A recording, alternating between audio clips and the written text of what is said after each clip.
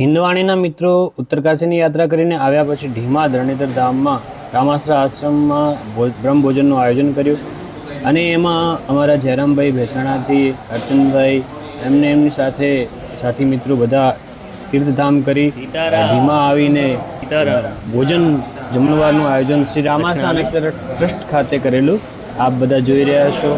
સુંદર મજાનું ભોજન પ્રસાદ આજે બનેલું છે અને આજે આપણે સૌએ સાથે મળી એમને ભોજન પ્રસાદ કરાવ્યો અને આ અમૂલ્ય સેવાનો લાભ આપણે આજે પ્રાપ્ત કર્યો છે, એનું પુણ્ય પ્રાપ્ત કર્યું છે. યાત્રાધામ ગયા પછી તીર્થધામ કર્યા પછી આપણે તીર્થમાં જઈને બ્રહ્મભોજન કરાવવાનો ખૂબ અનેરો લાભ મળતો હોય છે, એનું બહુ મોટું પુણ્ય પ્રાપ્ત થતું હોય છે.